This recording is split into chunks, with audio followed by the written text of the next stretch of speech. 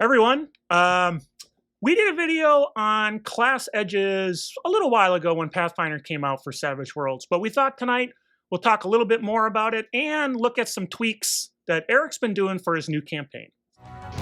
It's a savage world, strangers a weird war.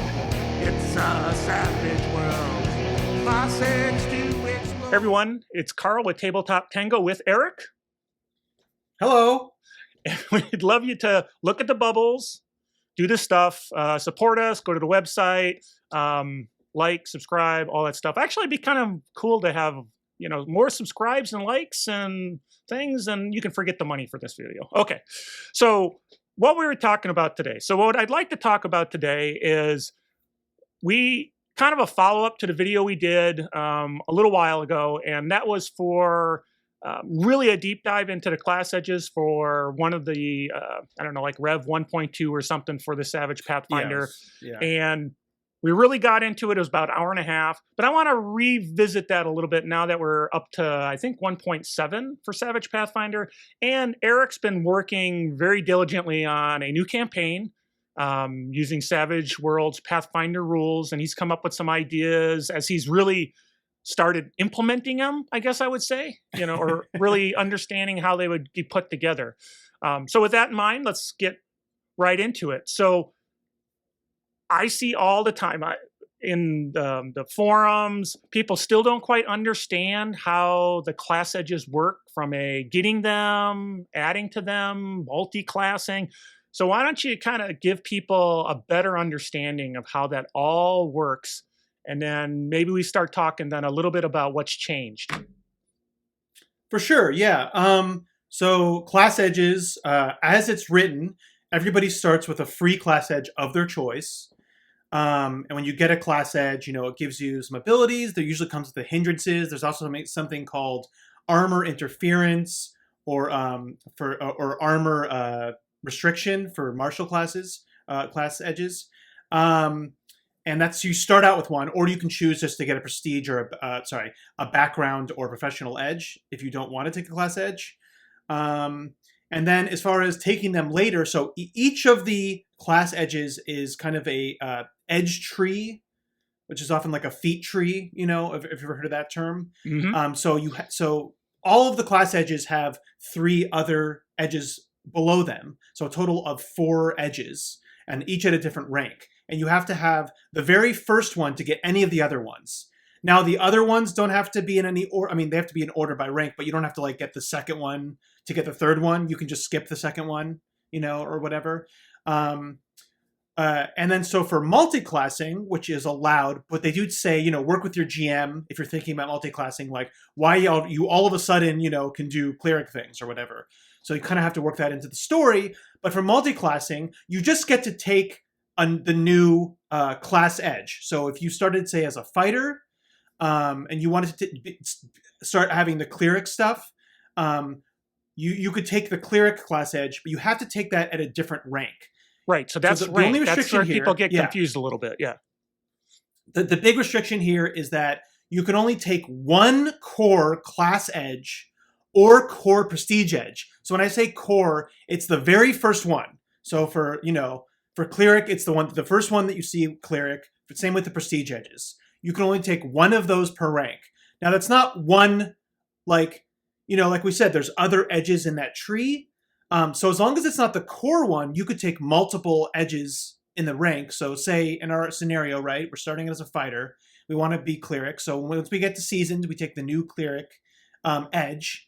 And then, which would be like advanced 4, right? Your seasons. Mm-hmm. At advanced 5, you could then take the next one of cleric, the seasons cleric edge, or you could take the seasons fighter edge. So there's no restriction for those. It's just that core edge, which kind of defines that archetype of the class. So to become that quote unquote class using that, you can only do it at a rank. At a rank, yeah. Now some of the other rules for multi-classing. One of the big ones is when you get a new arcane background.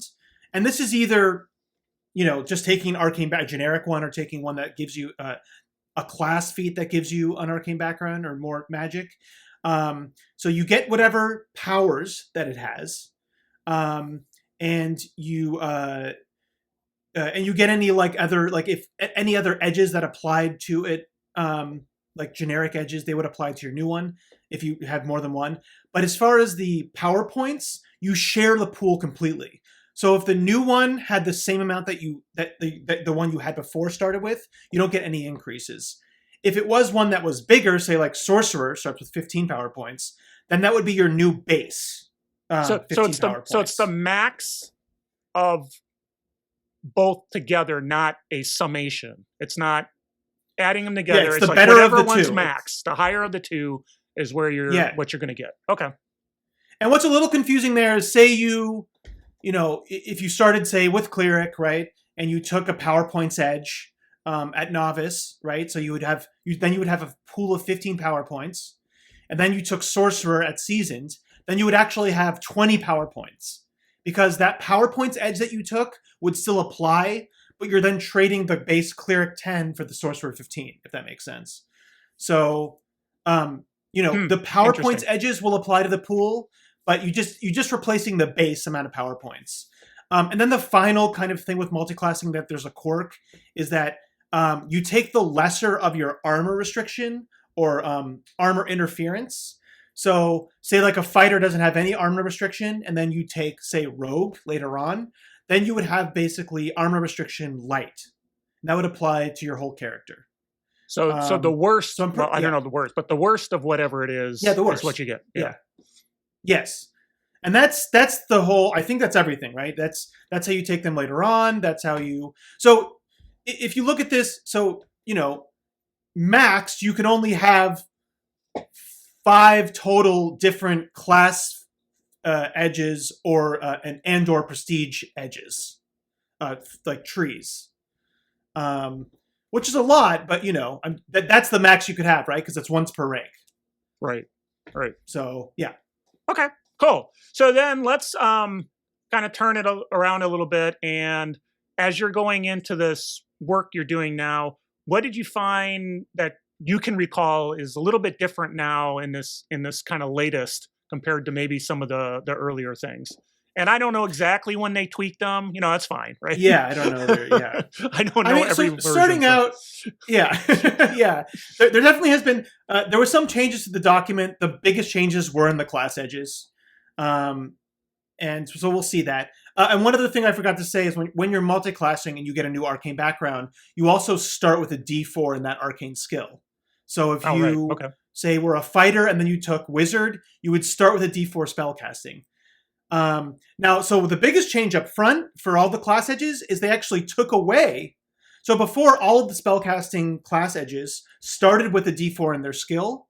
They actually took those out now. So none of those they don't give you that free D4 anymore, which is actually good, because I think when we talked about last time, it was kind of like balance-wise, if I did the numbers, and it wasn't an exact science, I don't think, on their part, but it definitely seems like the spellcasting ones were up above the martial ones because of that. Like, they got a free skill point. So they've changed that.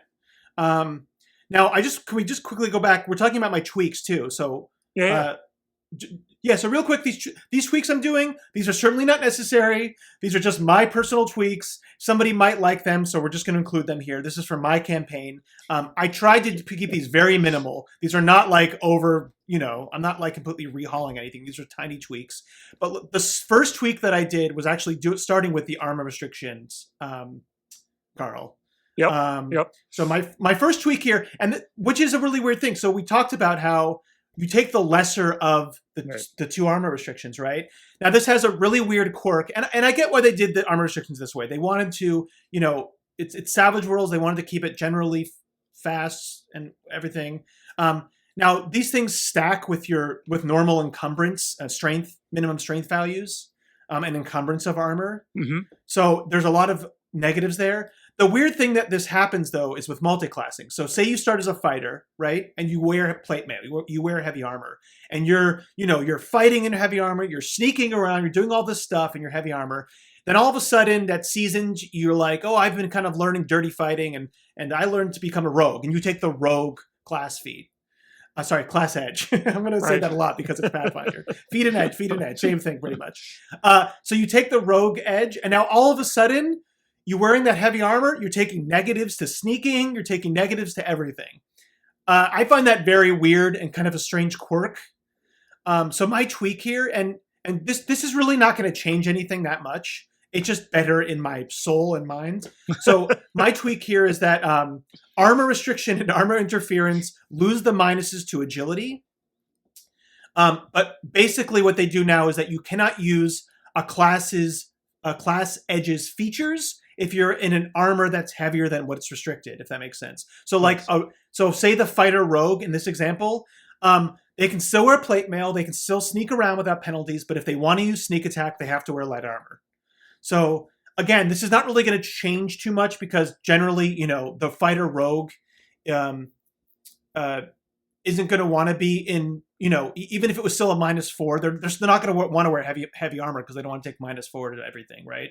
So they're still going to switch to light armor probably. It just, if they were to wear heavy armor for whatever reason or a shield, it just makes better in my mind. So that's my first tweak. Okay. I don't know. What are your thoughts on that? Or I think it seems to make sense, right? I mean, I get why you're doing that because this fighter rogue, the fighter's been doing this for a while to sort of pull that rug out from under them just because they want to become a rogue. So I get it. I mean, it doesn't change balance very much at all. So, okay. No. Cool. So so like I said, just up front, the biggest change, we'll start with Bard. The biggest change is they got rid of their starting skill die for all of the spellcasters. So Bard is pretty much untouched. I think that Bard is the same. Bards are still awesome, right? Yeah, they're the epic, best. Epic win still. Yep. They're so good. Buffers, debuffers. Now, I think skill, like point wise, they're a little weak on the first one, but they're still so good at everything they do that I love them. I think they're probably one of the most designed class feat trees I think in the game. Or sorry, class edge ones. Just for every single edge here is really good, and they all go in that buffing debuffing. My tweak here, Carl, is that bards have smarts for their power ranges, right? Like normally. Even though they use performance for their the spell skill. Inspire Heroics uses smarts. Countersong has a 5-inch range, and Dirge of Doom has a 10-inch range. So I find that very weird that there's 3 different ranges here for all their abilities. So for me, you could do this a couple different ways. You could say, everything just has performance range, or just Inspire Heroics, Countersong, and Dirge of Doom has performance range. You could say it all has spirit, or you can just give them all Inspire Heroics, Countersong, and Dirge of Doom. Just give them all 10 inches like command. Personally, my tweak is that Inspire Heroics, Countersong, and Dirge of Doom equal spirit. So generally they're going to start with at least 6 inches, probably in spirit, maybe 8 inches. So Dirge of Doom might take a little hit there, but it's going to be a little bit better for Inspire Heroics and Countersong, and it just makes more sense in my mind. So that's my tweak for Bard, is that those 3 edges the ranges are equal to spirit. Normal Bard spellcasting is still smarts, but just those, let them equal to spirit. It makes more sense. They're like singing. I don't know why Countersong is only 5 inches, but then Dirge of Doom is 10 inches. Like they're kind of the same thing, right? They're both the Bard songs. So yeah. Okay. I don't know what your thoughts on that are. Well, I was when you were first describing it, I was trying to think, is that going to change something? What was the reason behind 5 inches? Was it had to stay close to a certain level or something? But if you're going to just make it just based on the spirit die, in some cases it's going to be better. Some cases it's going to be worse, depending on where you are, with your buildup of your attributes. So you get a little, you take a little. So I think it keeps the balance. And if it makes more sense for consistency's sake, cool. One more thing to keep track of, but nothing wrong with that for sure. Yeah. For sure. Yeah. Again, these are not necessary tweaks. These are just my tweaks. So moving on to Barbarian. But that's what we want to hear. We want to hear your tweets. Yeah. That's why we're here. My we're here to hear tweets. Yeah. Barbarians. Nothing really changed again. They have armor restriction medium. They have the fast trait, which is that +2, which is good. Their rage, which is different from the normal Savage Worlds rage, right? Instead of it ignores wounds. doesn't get that toughness bump, but it ignores wounds and fatigue penalties. It always causes a fatigue. There's no way to recover it from it. Just you have to an hour, whatever. So it has all that same stuff. The one thing is that we talked about intimidating glare, which we were like, oh, it's the action card is a jack. Remember that? Yep. And then you make a free intimidation roll. So my tweak here is that get rid of that. It's instead of on a jack or higher, it's as a limited free action whenever the barbarian enters rage or kills a creature, then as a limited free action they get to make an intimidation roll. So that's just my take because I don't like initiative ones. I think that's kind of more thematic anyways. Like when they first enter raid, they're yelling, and then when they kill somebody, they get to make that free intimidation roll. So I just like that better. But you're still bringing in intimidating glare at the veteran level. Yeah. Right. You're not putting it as part of that initial. No, I'm not changing anything around. Again, these are minor tweaks. You could definitely go harder, but like I said, I just like to do minor tweaks that kind of just level out some of the things for me. So I don't know what your opinion is on Barbarian, or I don't know. I guess I didn't really mind that because it's, Jack, King, Queen, Ace, and I'm put Joker in there. So I mean, there's a lot of space there, right? And if you're, if you're getting level-headed and all these other things that I would guess the Barbarian at some point, you don't have to go into rage to leverage it. But I don't know. Kind of like it the way it is, I think. Yeah.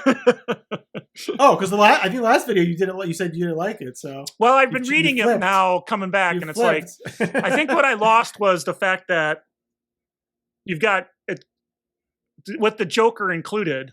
Jack or higher. Yeah, it's got a better range than it did before. I mean, it's still not the greatest. It's a good range. It's still not the greatest edge. I'm saying No.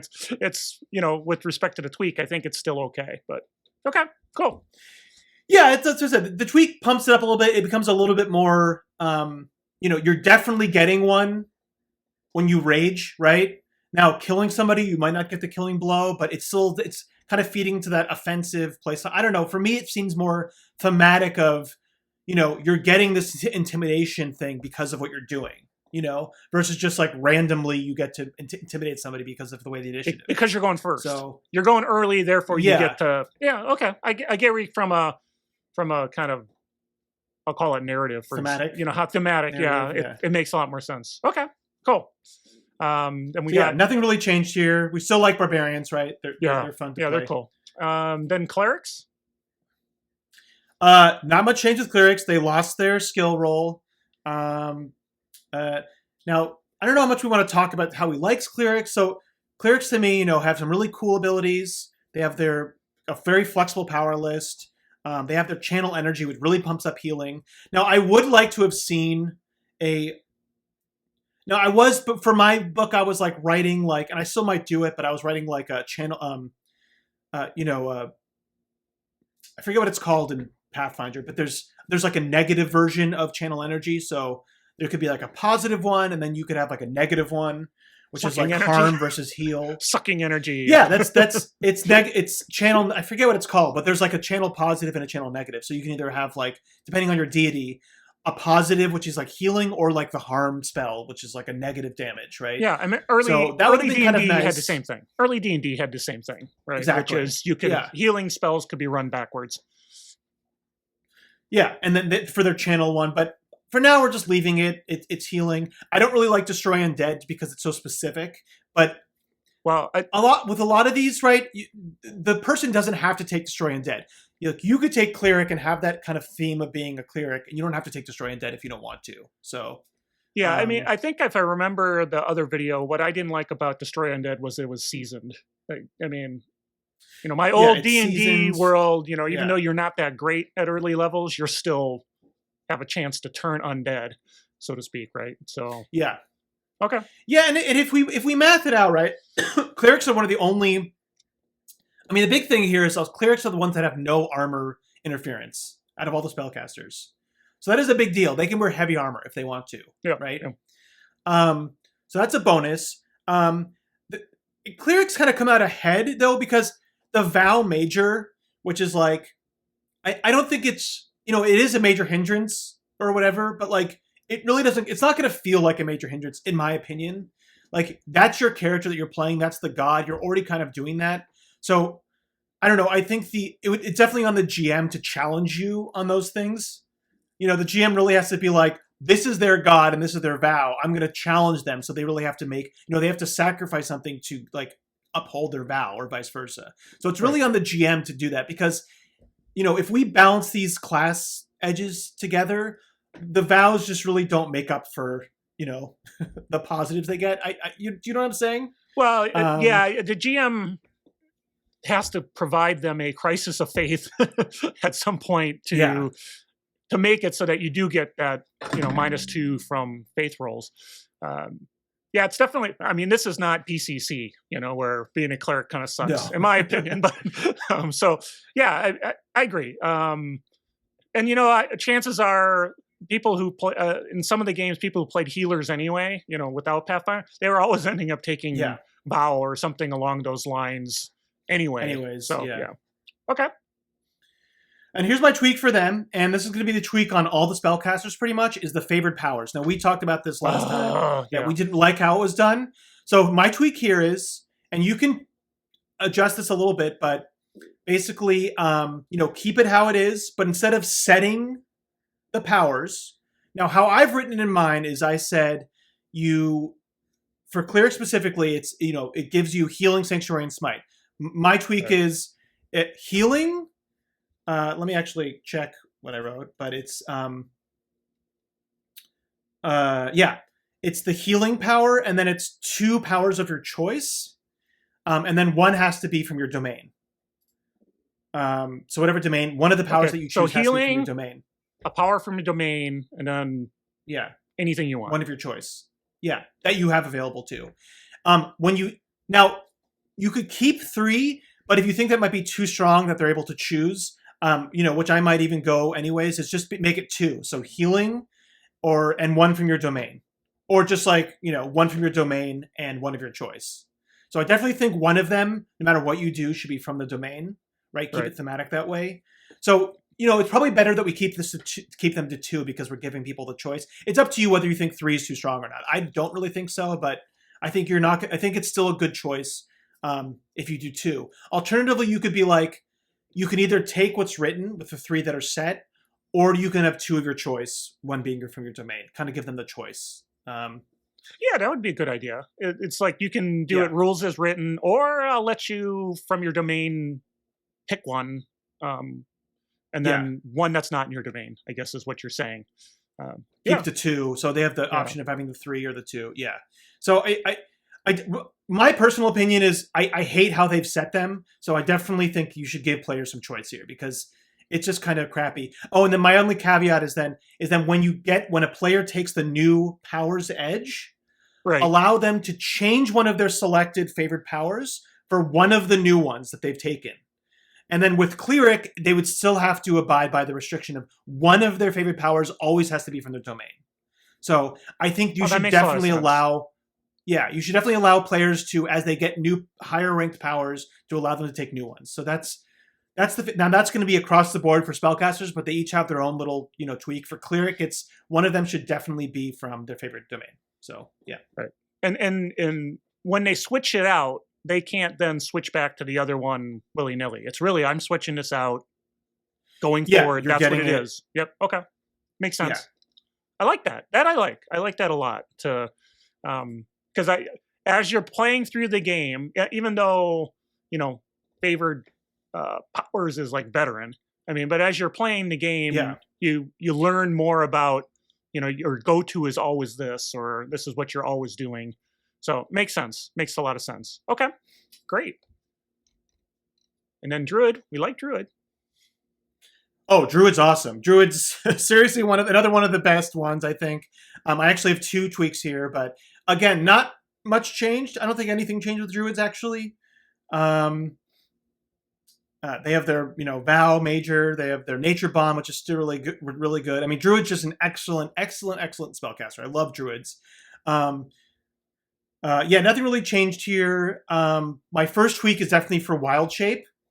And how it's written is that the druid gains the shape change spell if she doesn't already have it, and doubles the duration of the power when she casts it. And then you treat druid as one rank higher with changing into a creature with an animal type. So the way shape change works is, it's by your rank. Right. Yeah. You can have bigger animals or whatever, and it costs more power points. But for druids, if it's an animal, they treats it one step higher. Here's my issues with this. First of all, it says it gives you the shape change spell if she doesn't already have it. Now, for me, this sets up a weird situation where starting as a druid, I might want to start with shape change, especially if I want to be like a shapeshifter. That's my thing. Right. So it would kind of feel bad to, then take it and then not it's like anything. you're already. I'm not going to take it. You threw that away, kind of. It's like, if I wait, then I get it for free. Right. Yeah. Yeah.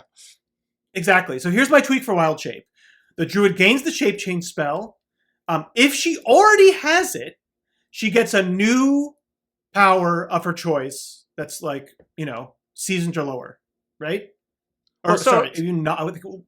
Well, so then basically you're saying when they get Wild Shape, they get another spell of their choosing, essentially, right? Yeah, of novice, and I'll say a novice without having to take novel. The Power's Edge. They're just going to get one. So they get a power, and they already have shape change. Yeah. Right. Assuming they already have shape change. I mean, if they take this and they don't have shape change, it was assumed that was the power they wanted to pick, was shape change. Right. So they're kind of getting a free power regardless. But they'd be getting a free power anyways, right? If they didn't take shape change, they would be still getting a power anyways. So right. It's still right. It's just weird to me that you're putting people in that situation. So I say they already have shape change, give them a free novice power, and then here's an issue I have with shape change. I talked about that in my power docs, but specifically for druids, I say just change the duration of shape change to 5 minutes, right? Like I don't think this is going to break it. This is a whole edge that's just adjusting shape change. Give them 5 minutes. It's not going to break the game. At least get out of in combat. It's not going to be a big deal because generally it's going to last for. This is really for out of combat stuff. If you're like a bird and you're scouting around, 5 rounds is just insane to do this. And if this is what you want to do, would be like a specialist in shape change, I say just give them 5 minutes as the duration. They take concentration, that's 10 minutes. I just think that makes a lot more sense. I don't think it's breaking anything here. That's just my tweak, though. Again, no, I think that makes sense. But now you're talking about in the powers document. Now, is that the powers document at tabletoptango.com/guidebooks? That one? Oh, that is correct. Yes. So tabletoptango.com/guidebooks. Yeah. Okay. I actually spent some of the most. Shape change was one of the ones I spent the most time in because I break down how shape change is, its utility power, which is kind of just on the tin. It works. But if you really want to do it as your main combat thing, there's a lot more investment. So yeah, check it out.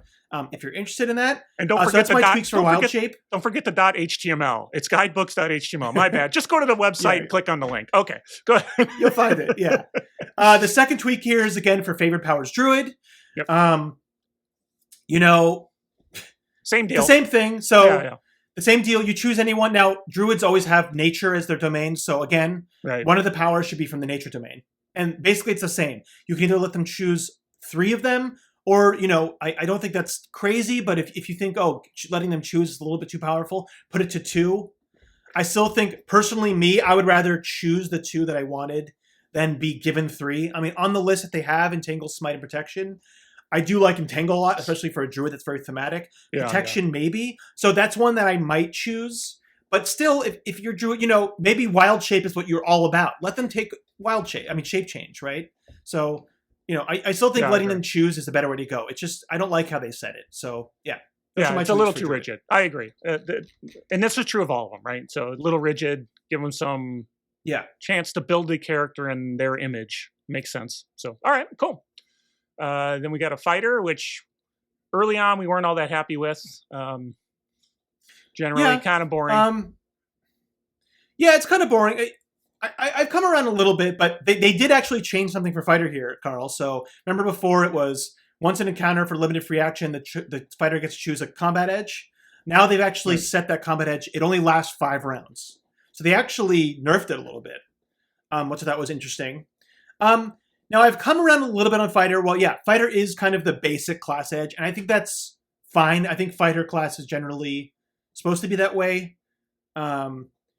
Pathfinder 2e did a lot of interesting stuff with fighters that I like a lot, but basically it's kind of just the easy one. The funny thing is with fighter is that it might look simple, but it's actually one of the harder ones to keep track of, because if you are constantly you can look at all your combat edges and you're changing them and then how it interacts and you have to write it down. So it actually is a little bit more bookkeeping than you would think for fighters. But yeah, they did nerf it into it's only 5 rounds. Everything else is the same. So you would have to, I would picture if you were doing this, playing a fighter, you'd have a list of martial or combat edges you kind of think are cool that you meet the criteria of, so you can like pull one out. So you have to, so it's almost like you need to keep track of your edges and other edges that you might want to use. So like you said, more bookkeeping there. Yep. Okay. So yeah, most people are going to have a couple of edges. Now, there's a lot of ways you could do this. I was looking at a ton of stuff for mine, but again, I want to keep it simple, stupid. My main tweak here is that you add on the caveat for martial flexibility and improved version is that a player can spend a Benny to either increase the duration by 5 rounds or to switch out the class edge that they originally, the combat edge that they chose. So again, this is not really making it that much more powerful. I think it just makes some sense of giving bennies some, letting them kind of tweak that a little bit with a Benny. So that's my main tweak. I think you could also change this if you still didn't like how it was the duration is the start of the day, the fighters, to make it a little bit easier on people, when they start the day, they can choose a single combat edge, and that just works for the whole day. And then still have the Benny be there to change it. But that's not needed. I think adding the Benny, being able to change it or increase the duration, I think that's a good tweak. And this would be spend the Benny at any time to change it. So just before on your turn, as a limited free action, we'll say. As a limited free action. All right. Okay. Yeah. So when you're coming in, they couldn't spend it just before to get blocked before they get hit or something. No, that wouldn't work. That's what I was trying to get to. It's like, I just got swung at. I'm going to throw Benny, so now I have Counter Strike or something. No. Gotcha. Okay. And again, the one other thing that you might let them do is starting out at novice. Like you could let them choose from seasoned combat edges too, just because there's really not a lot of novice combat edges. Right. And the main ones, the fighter's probably already going to still have. So I don't think it's broken if you let them starting out from the novice, let them choose from seasoned. I don't personally. I mean, it's going to make them a little bit more powerful, but the fighters aren't getting much here, right? Yeah, they don't have a lot going on anyway. So. Yeah. And not until later. So I actually do think the fighters are good. I think the flexibility can be very good, especially if you have a player who really knows the book, and it's like, oh, this is the situation we're getting into. I'm going to go with my bow. I'm going to take like a ranged edge or something. Or there's a lot of guys, there's all these little guys that like charging up to you. So I'm going to take Counter Strike First Strike or something. So there is a lot of strategy here that you can do. But this is really, that's for somebody who really knows the book. So, I think martial flexibility is cool. I don't really like deadly blow, and then of course martial prowess is good, but that comes on heroic. Yeah, that's way up there. Yep. Okay, makes sense. Yeah, I like that change. I really do. I think that'd be a little more flexible, especially letting them pull in maybe a seasoned edge. That would be now. He's not just a fighter. He's got something.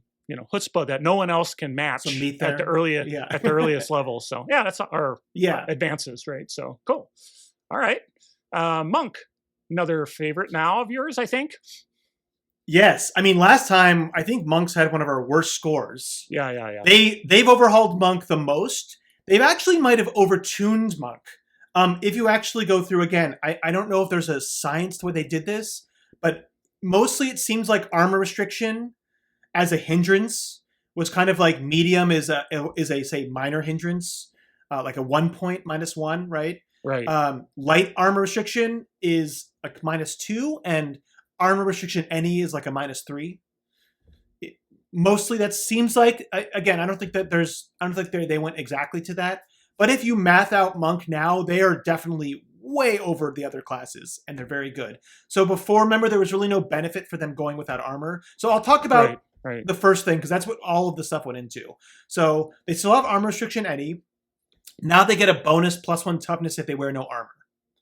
So again, there's a reason. Now that's better than light armor, right? That's just better than light armor. +1 toughness is, light armor, you're getting +1 armor. Here you're getting +1 toughness. There's no weight. You don't have to buy anything, right? Right. And toughness is better than armor. So this is just now better than that. They get their mobility, which is an increase to the running die.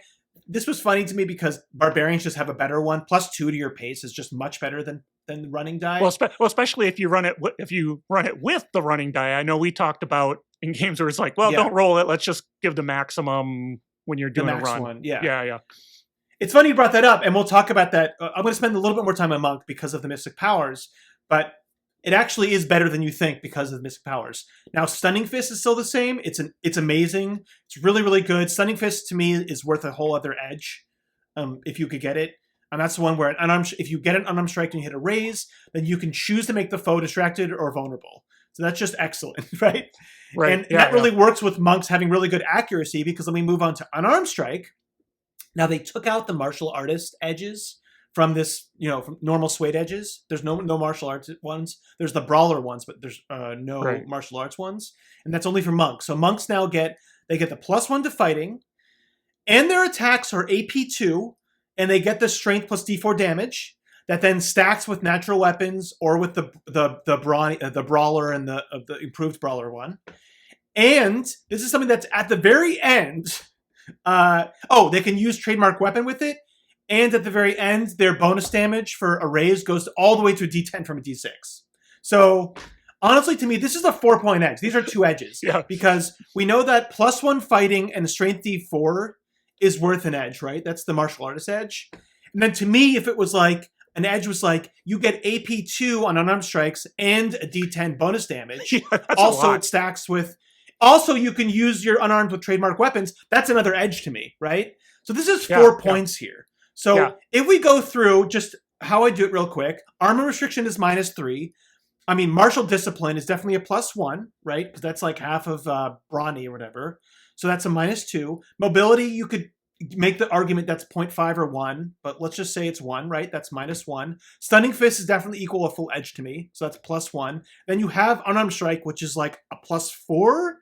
So that's kind of like a +5 that we're at now. Now, if you were a little bit more, lenient, you can maybe drop it down to 4 or 3. But all the other edges are kind of at a net 2. So do you see what I'm saying? How Monk kind of got out ahead a little bit? Yeah, I think so. Now monks are one of my favorite ones. Yeah. Yeah. Well, that bonus damage is pretty significant. The D10 versus a D6, that's pretty significant. So, and they get +1, they get AP2, and you can stack this. There's a lot of cool stuff with monk. Their mystic powers. So here's the change they did with all the mystic powers. Now, Carl, I think the version that we looked at, you couldn't use power modifiers, but now you can. So if we take a look at the basic mystic powers monks, this is one of the best. All the mystic powers actually are awesome now. They all have their strong points, and this is Paladin, Ranger, and Monk. Monk starts out with boost trait, agility, athletics, fighting, and stealth. This one's just okay. Deflection, smite, and speed. So here I'm looking at deflection and speed. These are amazing for mystic powers. I mean, deflection is just an amazing, power. It's probably the best defensive power in the game. And then the speed power. Now, here's the real plus with the speed is that then you can do quickness, right? And quickness basically allows you, that's a mod for speed. You ignore 2 points of multi-action penalties. So now the monk can make multiple hits with no penalty, right? With +1, +2 to their strikes, whatever, stacking all those pluses, and getting stunning facade. There's a lot of synergy there. And then with speed also getting that raised, you're doubling your running, all your speeds, and you're getting max running die. You don't have to roll running. So right there, that's what then it's very cohesive with your mobility from the increase in the running die. So they'll have incredible speed. Just with speed and the other stuff, monks are crazy. Great key, just add some more powers. Here's one that's like, I think it's just okay. Like boost trait strength. I don't think it's really as good as probably smite. Protection's actually good here because they can stack their toughnesses they're getting from, say, the brawler edge and from their martial discipline, right? So protection can actually be very good, a cheaper version of deflection. Wall Walker is just an okay one, but for monks it's good because of their speed bonuses, and it's their only kind of mobility power. So Great Key is whatever. Wholeness of Body, it's that one that they spend 2 power points to make a soak roll, right? Which is not great. So here's my only tweak for monks, Carl, is that for Wholeness of Body, I added in that when they do that, when they spend 2 power points to make a soak, they can actually, instead of using Vigor, they can use Spirit in place of Vigor to make that soak roll. So again, it just kind of boosts Wholeness of Body a little bit, like maybe if they have good Spirit, right? Which they might. And it also is thematic to me, right? They're using their ki. They're not using their physicalness. They're using kind of their inner chi or ki energy. So when they do Wholeness of Body, they get to use Spirit. That's my only tweak for Monk. So sorry, I talked a lot there for Monk, but there was a lot to talk about. So what are your thoughts? Obviously very excited about Monk. All that. Yeah. Well, I think Monk's got a little tilting a little bit towards the OP side of things now, but they're good. I mean, this is probably like the for a long time, monks were always like a terrible class in D&D. Just somehow they were broken every time a new edition came out. So it's nice to see this. So I think it's again, whole body, that's heroic. So when you get to that little tweak will be fine by then, and I would guess your spirit would be relatively high by the time you hit heroic. But it depends on how. But people is it higher than your vigor? Like, yeah, who knows? So, all right, cool. And the one thing you could say is that I'm not sure if there's you are losing out on magic weapons and magic armor, but that's the monk, right? So that's probably why they overtuned it a little bit, right? Yeah. And that's why they gave him some AP and some stuff like that, right? So, okay, So the Holy Fighter. Paladin. Yes, the Holy Fighter. Again, not much changed here. Now, I'll just say this. I think they did a very, very good job. Overall, they did a very good job of transferring Pathfinder 1E classes to the class edges. I think they did a very good job. So my problem with Paladin and Ranger is more my problem with 1E Paladins and Rangers. And Paladin, though, more so, it's, if you look at all their stuff, they got that +1 to fear checks within 10 inches. That might not come up at all. That's very, very, circumstantial if your GM's running fear. They have the Code of Honor hindrance, which I don't really like that they gave Code of Honor because it's kind of very specific to a very certain type of Paladin. Like depending on the deity that you follow, that might not be a thing, is to be standards of etique or manners, right? So I don't really like Code of Honor. And then Detect Evil and Smite Evil, again, that's very circumstantial if there's evil things, quote unquote evil, right? Like evil creatures or whatever. So base Paladin, I really don't like. And actually overall, Paladin, I really don't like at all. I think most of their abilities, I don't think are that good. So that's the base Paladin stuff. Like I said, it's very it's too restrictive to the. I know Paladins generally are, especially 1E and D&D. I kind of have their type. I do like 5E did open it up more, and Pathfinder 2E opened it up a lot more. So I don't really like this track. I'm just gonna skip Mystic Powers for now. Mercy, again, as an action, you're getting rid of Distracted, Vulnerable, and Shaken. I don't think that's a very good trade-off. I mean, it's okay. And then Mount, you're getting Mount at Heroic. Like, to me, that's just coming on way too late. Like, you picture yourself as a mounted person. We talked about this last time. Oh, so yeah. They didn't really adjust stuff here. The only thing good is Mystic Powers. They get Boost Trait, Healing, Relief, and Smite. Now, I don't think Boost Trait, Relief, and Smite, it's just okay for Mystic Powers. The real bonus here is Healing. Getting Healing for Mystic Powers is excellent. So just for that, honestly, that makes Paladin okay for me. To get Healing as Mystic Powers, because that's an auto heal on yourself. There's no minuses to your arcane skill roll because you have wounds. This is just guaranteed healing, which is very good. So just that is strong. Now, I don't have any tweaks here, Carl, because to me, Paladin is one that's just a complete. There's no little tweaks here that change it. I was looking before at opening up stuff and adding Mount on and having basically doing what 2E did and having you can choose a weapon ally or a shield ally or a Mount ally or whatever. But it's just too much work, so I just left Paladin as is. And if a player wants to take Paladin, they can take Paladin. It's their, it's their loss probably. So, well, I think I don't know if you have any. well, I differences don't here, know since I'm not working through putting a campaign, but somehow I'd have to figure out how to let them have a mount earlier. It's just that's like Well, the they thing. could. I mean, maybe they could it's buy not a horse heroic, earlier. It should be Yeah. something else. Maybe it should be earlier than that. But okay. Anyway, cool. I mean, that's the thing. They could have a horse earlier. The mount gives them one that's basically a free one, and it's resilient, and that it can be summoned. And if it dies, they get a next one.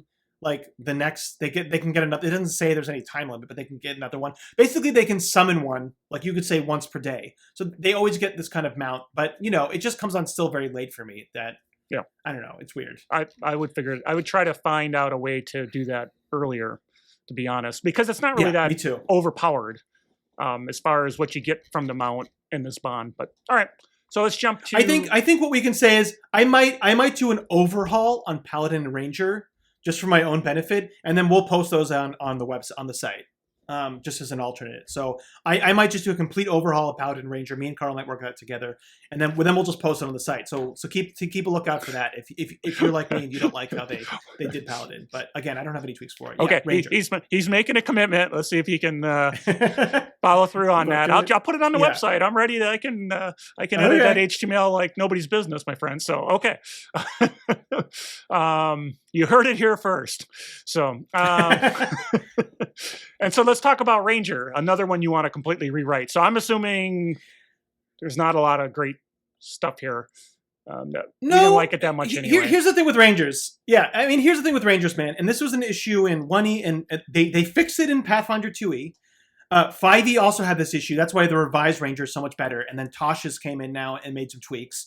But it had the same problem. So the main issue, I like Rangers. I like the theme of Rangers. I like the feeling of Rangers. The main issue with Ranger here is that they're either going to be too strong or it's going to be too circumstantial, right? Because you're choosing a favorite enemy and you're choosing a favorite terrain. So the favorite enemy and favorite terrain might either come up all the time, right? So if you're like, we're running a city game, an urban game that you're like fighting criminals or you're criminals and you're fighting other people, right? So you choose favorite terrain urban and you choose favorite terrain humanoids. I mean, you're rolling it, right? You're feeling great. But say if it's a game that goes all over the place and you choose humans and you choose forest, but then you end up in the desert and you're fighting goblins all the time, right? You're not going to be happy because all of your class features aren't happening. You're not. So that's my issue with Ranger. Is that's why Pathfinder 2 we actually went away from that completely. They added in favorite terrain as like an edge as a feat if you wanted to, but they did this thing called instincts where you can choose from like either getting kind of you hunt prey on a certain target and you get like bonus damage or it makes maps better. Basically, they kind of took away from that, and I think everybody liked that direction. So again, I don't think Rangers are bad. I just think they can be bad or they can be very good, right? Well, and that's the issue I have with them. Well, I think in our first video we talked about it has to be a conversation with the game master, right? Because to make sure that they're not twiddling their thumbs all the time to actually get something interesting, right? So, or it can be too strong, though, right? I mean, fighters get at heroic. Fighters get free rerolls on failed fighting attacks at heroic. But Rangers get that at novice if it's like their favorite enemy. So if you're in a game with all humans, they're getting what the fighters get at heroic. That just seems weird to me. The other thing that's weird is to me is that like with favorite terrain, right, is that you kind of either have to sacrifice mechanics for role playing sometimes. Like say your character came from an Arctic region, Carl, so you were like, and they've traveled to this new land, they're an adventurer, and they had to check their favorite terrain, but they grew up mostly in the Arctic. So from a character background choice, you'd be like, it makes sense that I would have favorite terrain of Arctic. But now you're here in the forest, and they never go to the Arctic, so you feel bad for choosing that, right? So you kind of have to sacrifice you either have to sacrifice your character role-playing background stuff, or you have to sacrifice mechanics. So I don't like that makes that choice. Okay, so what's your tweaks? Not much. I didn't make any tweaks here. You're going to rewrite one thing I want to point out, rewrite this one. I'm going to rewrite this one, but Mystic Powers here has Entangle. I just want to point this out that this is another Entangle specifically. They have Boost Trait, they have Warrior's Gift. I don't really like those here, but Entangle's amazing. I mean, Entangle's one of the best debuffs controls powers in the game. And here's an automatic one that you can do without chance of failure. And Entangle's one of those powers that just works. And then the person, like, they suffer from it working, and then they have to recover from it. And Entangle's is, you know, you have to spend an action to try to get out. So honestly, just Mystic Powers here, again, like the Paladin, just taking Mystic Powers for Entangle is an amazing edge. But yeah, I don't have any tweaks here, so. Okay. So then we'll go, if I can find my little cursor, Rogue. Yep. Nothing really changed with Rogues.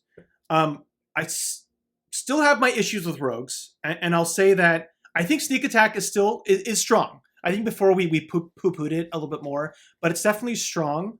And then you have like Trap Sense, Uncanny Reflexes, and Opportunist. I guess here, my main issue with Rogue is a theme one, Carl. When you read through the description, I'm just going to read you a part of this. They say, out of necessity, they become adept manipulators, agile acrobats, or shadowy stalkers. They are thieves and gamblers, fast talkers and diplomats, bandits and bounty hunters, or explorers and investigators, right?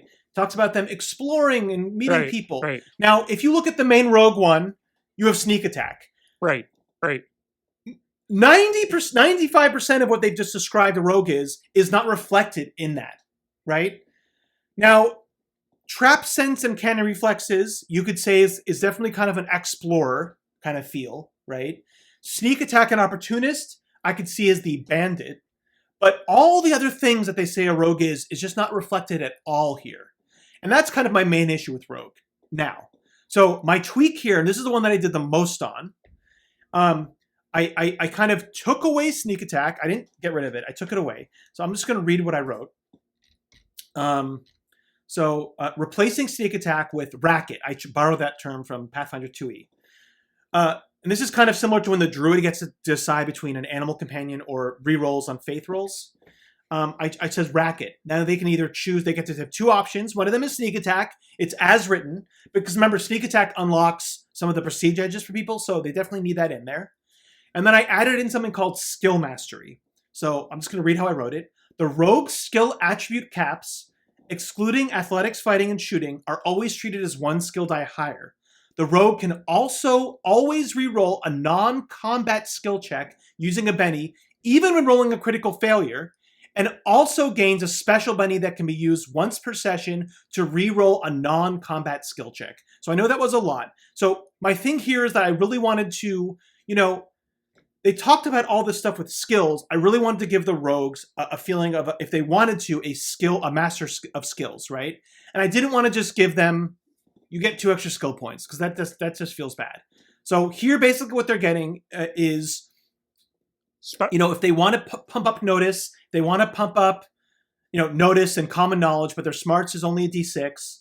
It's treated for skills as a D8. So say if they had a smarts at a D6 and notice at a D6, they could spend 1 skill point to raise their notice up to a D8, and it wouldn't cost 2, right? So they're just going to be better at non-combat skills. So I've excluded the combat skills. Usually when you get a critical failure, you can't use a Benny, but here I've allowed them, when they're doing it for a non-combat skill, they can use a Benny still, and they get just a free Benny, but it only applies to non-skill checks, and that's once per session. So I really wanted to emphasize the non-combat skills here. Okay. So what's your thoughts on that? Well, when you first mentioned it to me, the first thing I thought was that special Benny was what was going to allow you to do a reroll on a critical failure. That's what that special Benny was for. So any Benny to do a critical failure, that's interesting. So because you look at like Sneak Attack, I think they valued Sneak Attack at like 2 edges. Because remember, if we look at Suede, you have the Assassin Professional Edge. That gives you +2 damage on things that have the vulnerable of the drop, right? A D6 is much better than +2, right? Because of explosions. And if you look at like mechanical-wise, like they have the armor restriction light. So that's, say, if we go by a -2, and if Sneak Attack was only worth 2, that would be a net of 0. So I really feel like they've valued Sneak Attack as 2 edges. So for me, a again, this skill mastery, it's for non-combat skills only. I definitely wanted to like pad it up to really make the rogues feel like, if they wanted to go the route of being good at skills, then they can choose that one and feel like they're going to be better at skills than anybody else. And it's not because they have more skills necessarily. They just have higher skills and they can do stuff with skills that nobody else can, right? With re-rolling on crit failures, and they get that extra roll. All right, that's what I wanted to do. So makes sense. Yeah. Okay. Any thoughts on that, or what you would change at all, or? No, I really like the adding in that other track, right? Because there really was just this one. I'm going and I'm a stab a guy in the back thing versus somebody who is much more subterfuge and things like that, where you'd want to be able to pump up persuasion or even taunt or something if you wanted to cause people problems. So it makes a lot of sense. I was just I was just kind of trying to balance the any Benny for a critical failure versus your special Benny for a critical failure. But I don't know how the math works out. You do a lot more of the math to try to figure out if that's a bonus or benefit or not. But I think that makes a lot of sense. Your change makes a lot of sense. Yeah. Yeah. Because then you can be like what they say, the diplomat, the fast talker, the gambler, or whatever, right? That fits it. Right. And now trap sense, right? That's is it that good? That's up to you. Like the thing about the edges that are later on, like you can choose to take them or not, right? Uncanny reflexes, whatever. So yeah. Okay, cool. So let's talk about Sorcerer. Always one of my favorites. Whether mechanically it's good or not, I just love Sorcerer. So no, me too. I always love Sorcerers. Again, they got rid of the free skill die here. Their spellcastings list linked to Spirit. And then if you're multi-class, this is something they added. So if you're a sorcerer and you take Wizard, right, which also has spellcasting, you use the higher of the two attributes. So if you had a Spirit of a D8 and a Spirit of a D6, then the Spirit would be your attribute cap for spellcasting. Yep.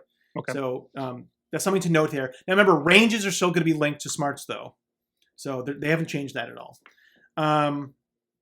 They start with their 15 power points. Now I want to point out that sorcerers make an excellent multi-class. Excellent multi-class, especially for the classes that get what are they called? The mystic powers. Okay. Because basically, or for any spellcaster, they make excellent ones. Because just taking sorcerer, you're getting the benefits of a PowerPoint edge, right? You're get 5 extra power points, and then you also gain the benefit of their bloodline, which gives a lot of cool things. So it's a very strong multi-class. Just want to point that out. Everything pretty much is the same. They're all very good. The tweak here is the favored powers. They have Bolt, Elemental Manipulation, and Protection. I think with Sorcerers, again, just give them any 2 or 3, depending on what you want to do. But I think 2 is probably the fairest one here. To give them any 2, Yeah, just like and there's no restriction because sure. they don't really have there's no bloodlines. There's not really any powers that make sense. Like I would have to go too much into it. So just let them have any 2. They're a sorcerer. That's their deal. Yep, I agree. So Yep. Okay, very good, very good. And then last but certainly not least, Wizard. Yep, same here. Not many changes here except for getting rid of the skill die. Wizards are still very, very good again. My only tweak here again is favored powers. With them, this was out of all of them, this was the weirdest one to me because the favored powers, Arcane, Protection, Deflection, and Dispel, which I believe are all Abjuration powers, which is funny if you chose Abjuration as an opposed school. So This is the one that needs it the most by far. So with favored powers, again, get rid of those. Give them any 2 powers, but either one or both should be from their favorite school. Oh no, I agree. I agree. Because Wizards, that's another one of those. Like thematically, you're gonna have this thing, the like from Monty Python, right? I'm a fire thrower. That's what I do. That has been my favorite spell. Yeah, it's so weird that they did that. Like it's like okay, yeah, I chose necromancy as my favorite school. Or what, but then I have to choose Dispel and Arcane Protection and Deflection. Like that, it doesn't make any sense. It really just doesn't make any sense. I guess I did this for balance, but I don't think it's a big deal. I mean, honestly, favored powers, it's good, but it's not amazing. Like some of the, like in Deadlands, like the shaman, you know, like a lot of settings, they'll have ones where you just like pick a power and then it just ignores 2 points or whatever. This is a limited free action. They ignore up to 2 points of penalties on just that power. So if you do make a multi-action, say, you're only ignoring it on the power itself, and you can't cast even if you have 2 powers that you're casting that are favored powers, because it's a limited free action, right? You're not getting the benefit of both of them. Right. So we're not breaking the bank here, letting them choose. No, not at all. Not at all. Nice. And that's it, man. I mean, that's, like I said, I wanted to do minor tweaks.